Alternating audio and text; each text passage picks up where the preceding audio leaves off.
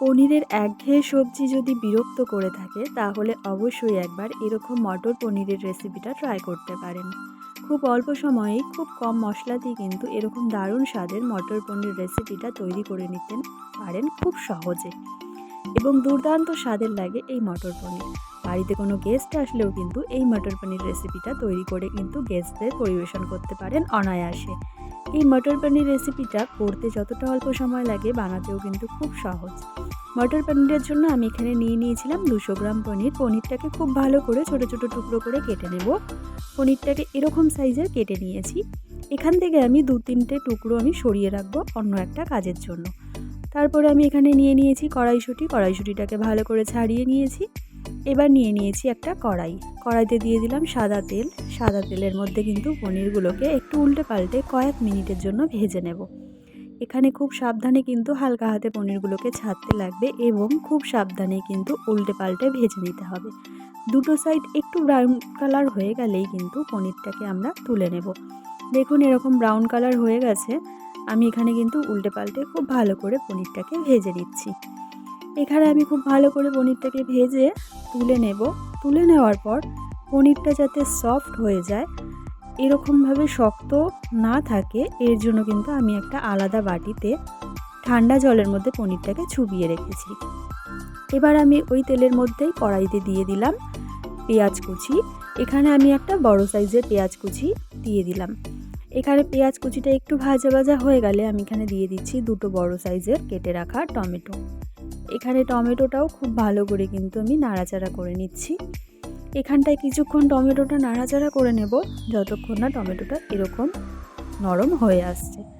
এখানে টমেটোটা নরম হয়ে আসার পরে এবারে আমি দিয়ে দিচ্ছি ধনেপাতার যে পেছনের দিকটা, মানে গোড়ার দিকটা যে থাকে, গোড়ার দিকটা কিছুটা অংশ ভালো করে নাড়াচাড়া করে কিন্তু আমি এই মশলাটাকে ঠান্ডা করে নেব। ঠান্ডা করে নিয়ে আমি কিন্তু খুব ভালো করে মশলাটাকে পেস্ট করে নেব। এর সাথে কিন্তু আমি যে পনিরের 2টো টুকরো সরিয়ে রেখেছিলাম ওই টুকরোটাকেও দিয়ে আমি খুব ভালো করে পেস্ট করে নিচ্ছি মশলাটাকে। তারপরে নিয়ে নিয়েছি ওই একই কড়াইতে সাদা তেল, দিয়ে দিচ্ছি একটু ঘি। আপনারা চাইলে কিন্তু বাটারও ব্যবহার করতে পারেন ঘিয়ের বদলে। এবার তার মধ্যে তেল আর ঘিটা গরম হয়ে গেলে দিয়ে দিচ্ছি একটু গোটা গরম মশলা, একটু সাদা জিরে, দিয়ে দিচ্ছি আদা রসুন বাটাটা খুব ভালো করে নাড়াচাড়া করে নিচ্ছি। নাড়াচাড়া করে নেওয়ার পর দিয়ে দিচ্ছি ঝালের জন্য কাঁচা লঙ্কাটাকেও খুব ভালো করে নাড়াচাড়া করে নিচ্ছি। নাড়াচাড়া করে নিয়ে খুব ভালো করে তারপরে দিয়ে দেব যেই পেস্টটা তৈরি করে রেখেছিলাম সেই পেস্টটা এখানটায় দিয়ে আমি কিন্তু খুব ভালো করে নাড়াচাড়া করে নিচ্ছি। সমস্ত উপকরণগুলোকে কিন্তু খুব ভালো করে মিশিয়ে নিচ্ছি। এবার এই মশলার মধ্যে দিয়ে দেব হলুদ গুঁড়ো, দিয়ে দেব 2 চামচ লঙ্কা গুঁড়ো, দিয়ে খুব ভালো করে কিন্তু নাড়াচাড়া করে আবারও মশলাটাকে কষিয়ে নেব। মশলাটাকে খুব ভালো করে নাড়াচাড়া করে নিচ্ছি এখানটায়। এবার আমি দিয়ে দেব একটু লবণটা দিয়ে আবারও কিন্তু খুব ভালো করে নাড়াচাড়া করে নিচ্ছি। এবার আমি দিয়ে দেব আগে থেকে ছাড়িয়ে রাখা কড়াইশুঁটিগুলো যদি আপনারা আগে থেকে সেদ্ধ করে রাখেন তাহলে অবশ্যই শেষের দিকে দেবেন। আমি সেদ্ধ করে রাখিনি, তাই আমি এই অবস্থায় দিয়ে দিচ্ছি। এবার আমি দিয়ে দিচ্ছি ধনে গুঁড়ো। এখানটায় ধনে গুঁড়োটা আমি একটু পরে দিচ্ছি। তো ধনে গুঁড়োটা দিয়ে খুব ভালো করে নাড়াচাড়া করে নিয়ে মশলাটাকে কিন্তু খুব ভালো করে আমি কষিয়ে নিচ্ছি। এবার মশলাটাকে খুব ভালো করে এরকমভাবে যদি মশলাটা তেল ছেড়ে আসছে আস্তে আস্তে, তাহলে কিন্তু আপনারা এখানটায় জল দিয়ে দেবেন। আমি এখানে পরিমাণ মতন আমি জল দিচ্ছি। খুব বেশি কিন্তু জল আমার এখানে প্রয়োজন নেই। আমি এখানে পরিমাণ মতন জল দিচ্ছি। পরিমাণ মতন কিছুটা জল দিয়ে আমি কিন্তু গ্রেভিটাকে একটু পাতলা একটু ঘন এরকম মিডিয়ামভাবেই রাখবো। তো এখানে আমি পরিমাণ মতন জলটা দিয়ে দিয়েছি।